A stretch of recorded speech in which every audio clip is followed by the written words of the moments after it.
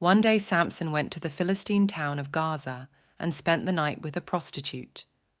Word soon spread that Samson was there, so the men of Gaza gathered together and waited all night at the town gates. They kept quiet during the night, saying to themselves, "When the light of morning comes, we will kill him." But Samson stayed in bed only until midnight.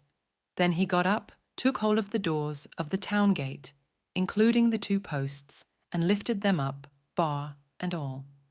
He put them on his shoulders and carried them all the way to the top of the hill across from Hebron. Samson meets Delilah.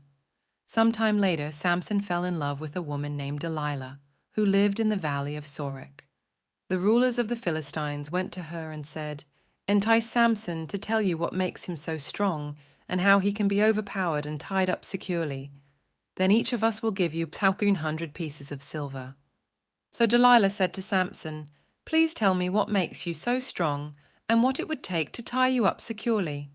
Samson replied, "If I were tied up with 7 new bowstrings that have not yet been dried, I would become as weak as anyone else." So the Philistine rulers brought Delilah 7 new bowstrings, and she tied Samson up with them. She had hidden some men in one of the inner rooms of her house, and she cried out, "Samson, the Philistines have come to capture you." But Samson snapped the bowstrings as a piece of string snaps when it is burned by a fire. So the secret of his strength was not discovered.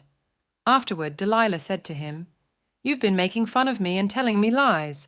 Now please tell me how you can be tied up securely." Samson replied, "If I were tied up with brand new ropes that had never been used, I would become as weak as anyone else." So Delilah took new ropes and tied him up with them. The men were hiding in the inner room as before, and again Delilah cried out, "Samson, the Philistines have come to capture you." But again Samson snapped the ropes from his arms as if they were thread. Then Delilah said, "You've been making fun of me and telling me lies.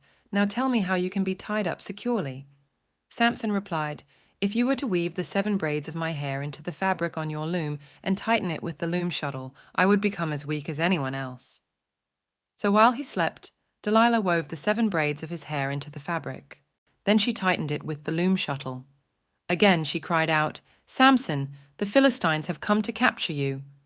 But Samson woke up, pulled back the loom shuttle, and yanked his hair away from the loom and the fabric.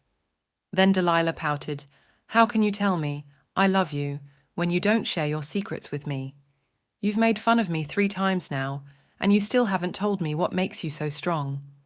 She tormented him with her nagging day after day, until he was sick to death of it. Finally, Samson shared his secret with her. "My hair has never been cut," he confessed, "for I was dedicated to God as a Nazirite from birth. If my head were shaved, my strength would leave me, and I would become as weak as anyone else." Delilah realized he had finally told her the truth, so she sent for the Philistine rulers. "Come back one more time," she said, "for he has finally told me his secret." So the Philistine rulers returned with the money in their hands. Delilah lulled Samson to sleep with his head in her lap, and then she called in a man to shave off the 7 locks of his hair.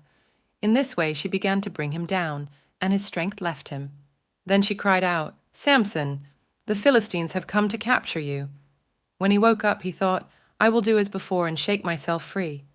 But he didn't realize the Lord had left him. So the Philistines captured him and gouged out his eyes. They took him to Gaza, where he was bound with bronze chains and forced to grind grain in the prison. But before long, his hair began to grow back. Samson's final victory. The Philistine rulers held a great festival, offering sacrifices and praising their god, Dagon. They said, "Our God has given us victory over our enemy Samson." When the people saw him, they praised their God, saying, "Our God has delivered our enemy to us. The one who killed so many of us is now in our power." Half drunk by now, the people demanded, "Bring out Samson so he can amuse us." So he was brought from the prison to amuse them, and they had him stand between the pillars supporting the roof. Samson said to the young servant who was leading him by the hand, "Place my hands against the pillars that hold up the temple. I want to rest against them." Now the temple was completely filled with people. All the Philistine rulers were there, and there were about 3,000 men and women on the roof who were watching as Samson amused them. Then Samson prayed to the Lord, "Sovereign Lord, remember me again. O God, please strengthen me just one more time. With one blow, let me pay back the Philistines for the loss of my 2 eyes." Then Samson put his hands on the 2 center pillars that held up the temple.